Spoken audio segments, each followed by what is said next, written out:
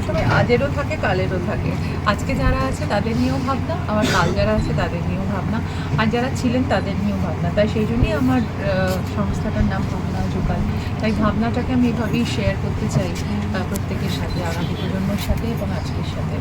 তো আমি মনে করি যে নতুনদের মধ্যে অনেক স্পৃহা থাকে, অনেক উত্তেজনা থাকে, অনেক ট্যালেন্ট থাকে, কিন্তু হয়তো কখনো তাদের সুযোগ করে দেওয়ার জায়গাটা থাকে না। কিন্তু আমি মনে করি যদি আমি তাদের মধ্যে একজন হই যে সুযোগ করে দিতে পারি এবং পারার ক্ষমতা রাখি, তাহলে আমি সেটা করতে চাই।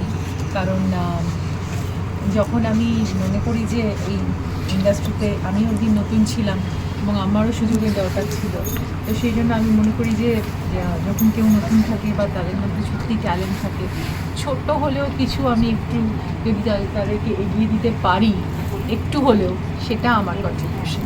তো সেভাবেই আমি ভেবে এসেছি, সেভাবেই আমি কাজ করে চলেছি নিরন্তর, তো করে যাব যতদিন থাকবো।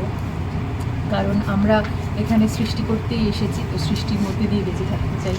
তাই সৈকত, সুমন এবং ওদের পুরো টিম, দ্য ফ্যান্টাস্টিক টিম, ওরা খুব সুন্দর সুন্দর কাজ করছে এবং আগামী দিনে আরও ভালো ভালো কাজ করবে এবং অনেক অ্যাওয়ার্ডের জায়গা থেকে ওরা মানে সাড়া পেয়েছে।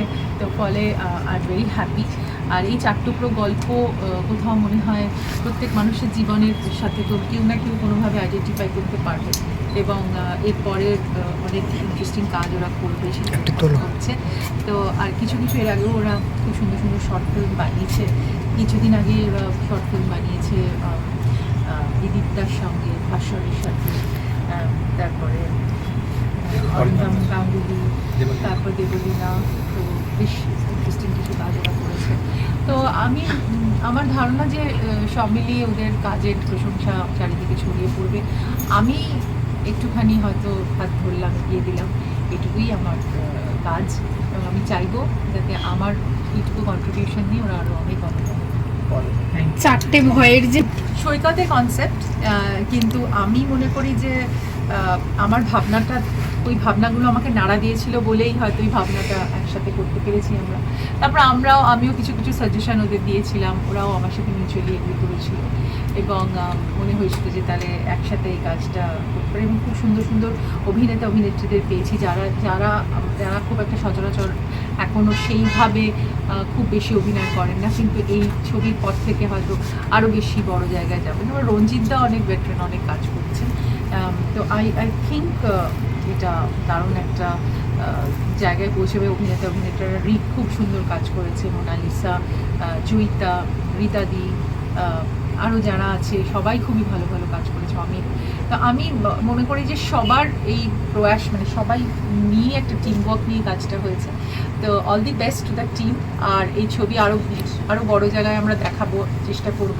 এবং আপাতত ইউটিউব চ্যানেলে চোখ রাখো সবাই, আর সবাই প্লিজ শেয়ার করো সবার সাথে। এরকম শর্ট ফিল্মে কি তোমার যাক, কখনো হয়তো হবে, যদি সেরকম কোনো আমার মনে হয় যে এই মানে এটা আমার মনে হচ্ছে আমি করতে পারি বা আমার ভাল লাগছে, আমি নিশ্চয়ই। তবে আমি যেটা করতে চাই যে ভাবনা জোকাল থেকে সবসময় যে আমি করবো এমন তো কোনো কথা না।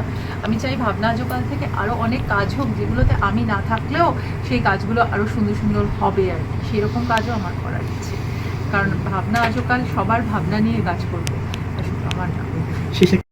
বলার এটাই যে এই প্রথম যেটা সবচেয়ে যেটা বড় ব্যাপার যে ভাবনা আজকাল এই প্রথম স্বল্পদৈর্ঘ্যে চলচ্চিত্রের কাজে হাত দিল এবং ঋতুদির মানে ঋতুপর্ণা সেনগুপ্তর প্রযোজনায় 4টি স্বল্পদৈর্ঘ্যের ছবি এবং 4টি বিষয় নিয়ে, সেই 4টি বিষয়ের ভাবনা, গল্প, পরিচালনা সবকটাই আমার, এটা একটা আমার পরম সৌভাগ্য।